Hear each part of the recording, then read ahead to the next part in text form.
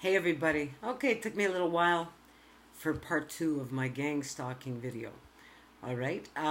So what I'm going to do, the first video, and I'm going to refer to my notes. So if I'm not looking directly at the camera, I don't want to miss anything. So part one talked about the what, where, when, and how. So I want to touch a little bit into the why, the who. All right, and attempt to address the what to do in this particular video. So I'm going to start with some housekeeping bits and addressing the who to begin, all right? So just know this stuff. You won't likely be gang stalked after a mobbing. I'll explain why. Typically, mobbing, be it on the job or even in a community, even though I described that as gang stalking, it's not exactly the same thing. I don't think I was too clear on that. All right? But mobbings, whether on the job or in a community, are time and place specific. All right?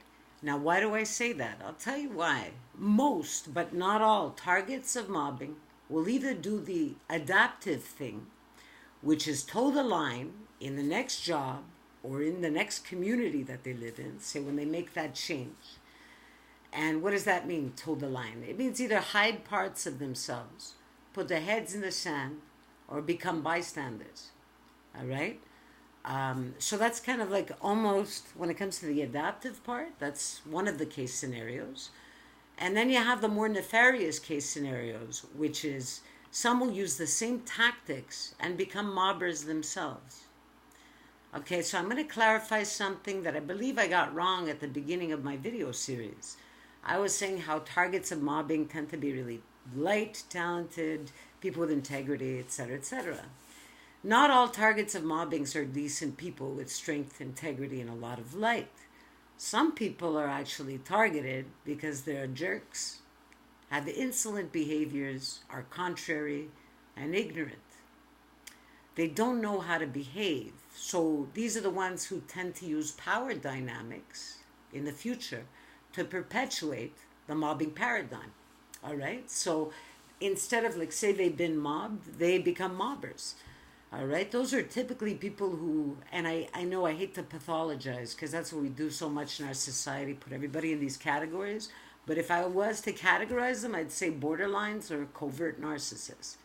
All right? Malignant narcissists typically will not be targets of mobbing, but covert narcissists can be. All right? Borderline personalities can be. They're just people who don't know how to behave in a group setting. All right? So they might sometimes bring it upon themselves, for lack of better words. And even though I hate, the words taste bitter in my mouth, but I have to say it. And I'll tell you what opened my eyes to this is this channel. All right? And communicating with some people who were absolutely that. And so it's like, oh, okay. And then, then they're on to a new job and they're becoming mobbers. So it's almost like you have to be careful sometimes with these kind of channels because you don't want to give them the tools to perpetuate this horrible paradigm. All right?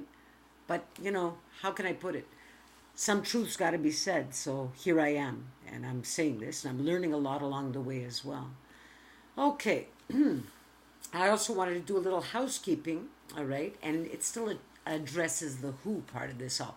Bullying versus mobbing and gang stalking. The reason I'm addressing this is I do get some emails from people who are going through bullying situations.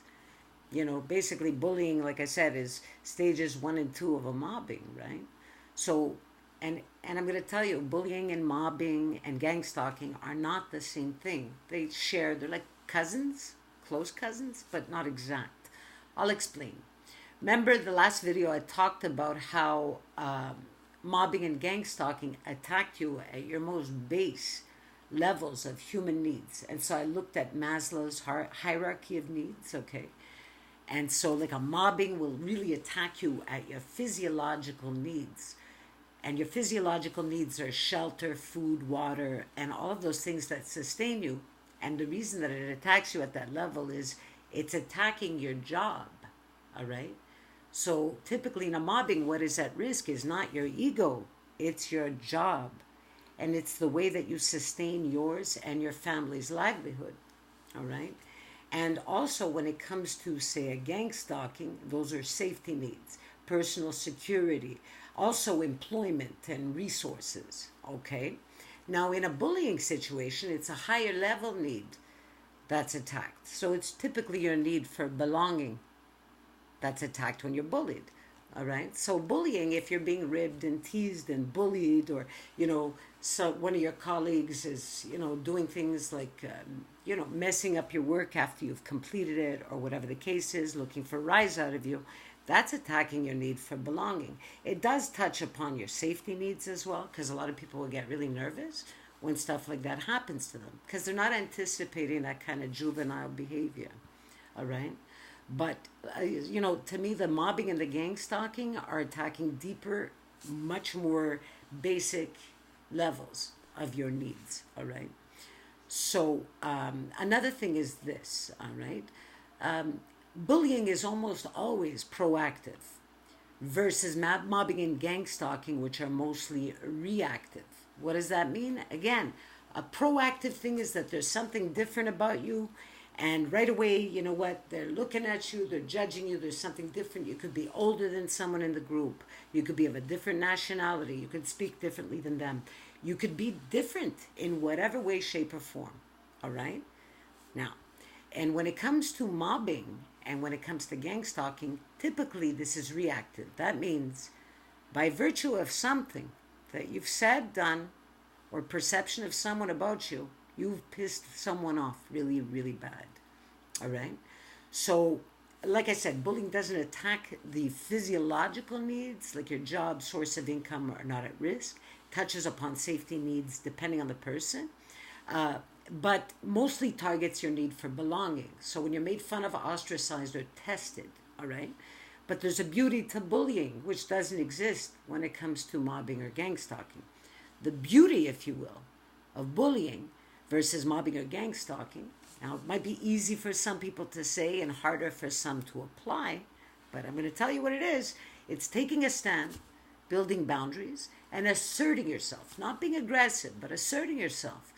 Often that's all that it takes to stop a bullying. You got to recognize it's happening, and if you cut it off early enough, you could potentially put a stop to it. So it's not to put the onus on the victims 100%, but I'm just saying that to empower yourself, that's really what it takes. So you work on body language, asserting yourself. It may not win you a bunch of friends, but it will likely stave off further bullying, all right? Now, I'm going to tell you about an observation that I've made now through my experiences. Most mobbers and gang stalkers were either bullies growing up or were bullied growing up. Those of us who were neither, those of us who have integrity, those of us who probably defended kids that were bullied when we were little, are typically the repeat targets. We're the gang stalked and the mobbed. We're the ones who took a stand. We're the ones who have integrity, typically. So that's my clarification versus what I said at the very beginning, is that targets of mobbing are all love and light, and, it's not really the case, all right? Anyone can be targeted. This stuff is super specific. Anyhow, so who else could be a target? Again, addressing the who. People who are targets of mobbings, repeated mobbings, and gang stalkings are typically critical thinkers who are not easily manipulated, who are tellers, seers, or purveyors of truth, which is a huge component of the vibration of love. So why? Why does this stuff happen? Okay, so that being said, if you're continually mobbed and or targeted by gang stalkers, typically you see, or vibe out a fundamental truth that is guarded, feared, and hated by insecure people, typically either in a position of power or laterally, okay, in, say, your position. Think about it. What truth is it that you sense, or feel, or emit that others fear? And fear induces hate. Now, for some people, it can be hard truths that negate the mainstream narratives. See, like, I'll give you an example of a hard truth that negate, or that's part of the mainstream narrative. People will say, those in positions of power earned it. and they got there on merit. If you're the type of person who knows that this is absolutely not the truth, all right, and you absorb that as part of your core personality and person, and you stand as though you're proud of yourself, and you're not the type to act your wage necessarily, which is something that I saw the other day, a meme, made me sick to my stomach, all right? But if you can stand tall and know who you are and be proud of yourself, in spite of, you know what, maybe not having a particular title that other people feel gives them the merit to stand tall and own themselves, all right, you may likely be targeted. Now, so for some it's that. For others it could be hard truths that could ruin someone's career. Say you know something about someone in a position of power. This can elicit a reactive mobbing or a gang stalking. All right? Because that person who's in a so-called position of power doesn't really deserve to be there. They haven't merited it, obviously. All right? And they have no integrity. And they're fearful. They don't want the truth to come out. Now, for others, why they're mobbed or gang stalked? For others, simply emitting a frequency of courage, love, and respect is enough to do it. So I'm going to give you a little tidbit of what I fundamentally know and sense. All right? They're not entirely the same. Certain things I know, other things I sense. And I'm going to go on and explain a little bit to you because this is going to be an upcoming video.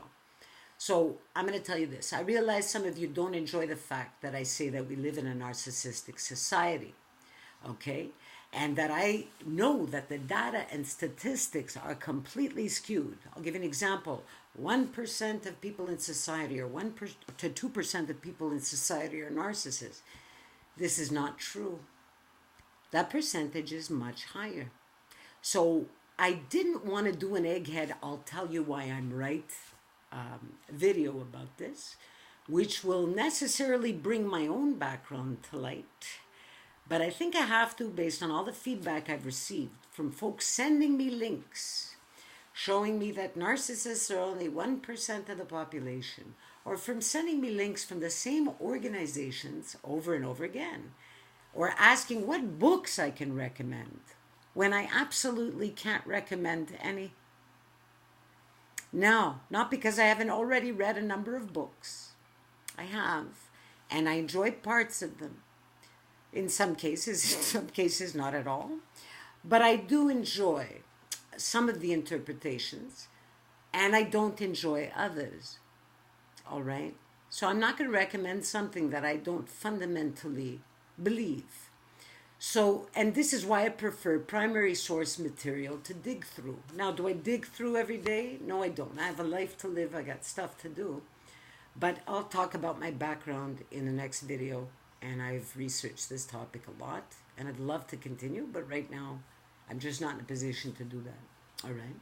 I wish I was. But anyhow.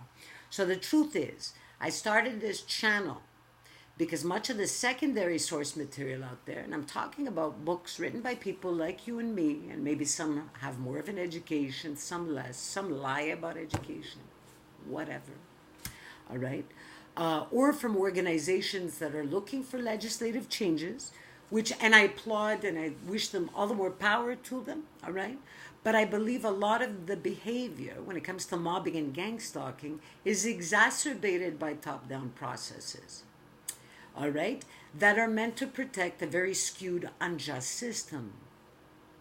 So I think a lot of these processes are top-down. So if you're looking for legislative change, this is not my wheelhouse. This is not the way I see things evolving in a positive way. The top, in my humble opinion, will not fix this. They cannot. They are this. This is their lifeblood.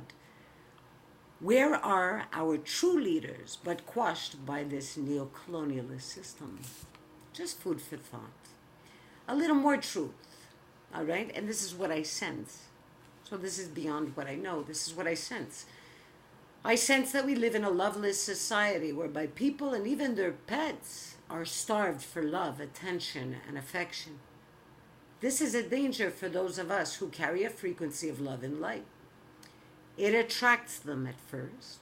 Then we invariably reflect their truth upon them. It's a vibrational thing. and they end up seeing themselves, but they hate us for it. Yes, the next video is going to be on energy attacks. I'm going to talk about malocchio e contra malocchio. The video afterwards is going to be about how our love-starved society and loveless system operate. And you got to figure out how to fit where you fit. And if you even want to fit, all right? And find your place. Now, back to the meat. What to do when you're the target of a gang stalking. I'm going to give you some basic stuff to begin. I look forward to hearing from you. That being said, all of the comments, thank you very much. Like I said, I go through all of them, and I'm going to be doing that within the next couple of days. I haven't really had a chance. I might actually just open the channel for anybody to comment, but I don't want to freak anybody out. Some of the comments can be pretty bad, so whatever. Anyhow, I'll continue. Okay, so just to reiterate, what can you do when you're the target of the gang stalking? Well, I'll tell you something. And again, these are just based on observations. If you have information to share, please do. I like the fact that some of you guys start to communicate with each other. I think that's great. And building a community is important. All right. So, number one, pain from social ostracism can be mitigated or even erased with a higher level of understanding of the nature of man and how easily we can be and how easily we often are manipulated. How much less intelligent, less aware, and less free-willed we are than we like to believe we are. That we are all brainwashed to a greater or lesser degree. It's just that some of us, perhaps too few in my humble opinion, are actually aware of this. So build that awareness. Again, a lot of it is based on social psych studies, history studies, knowing how our system works, sociological studies.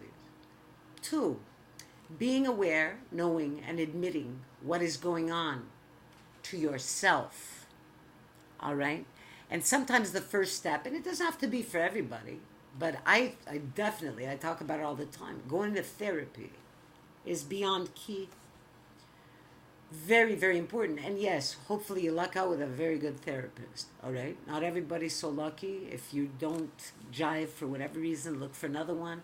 For some people, it's reading books, even though, like I said, don't ask me for my recommendations. I can recommend bits and parts, okay? Which I might do in an upcoming video as well.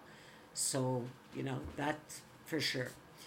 But I do believe that this is beyond key is to start to understand and admit to yourself what is going on, to open your eyes, which isn't always easy.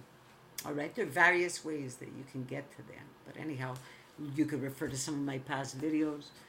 Here we go. Once you swallow the red pill, there is no going back, however. Things get pretty stark. The parts of you that were subject to serious social and educational indoctrination, knowing who the good guys were and who the bad guys are, begin to wither away and disintegrate.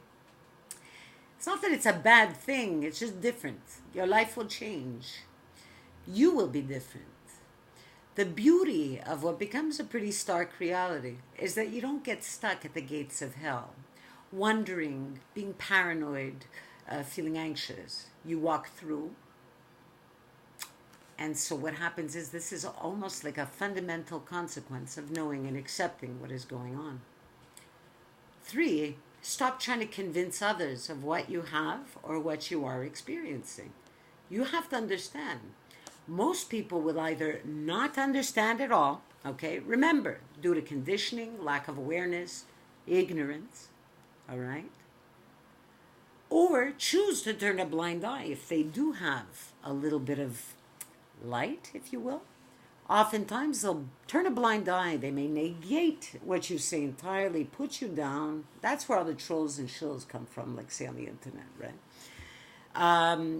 And that way, either, right, they end up, again, bolstering the mainstream narrative, or, say they're close friends and family, they don't have to address it, right? If they pretend it's not happening, they don't have to take a stand or help you in any way, shape, or form. Your anger and rage will subside with deep knowing.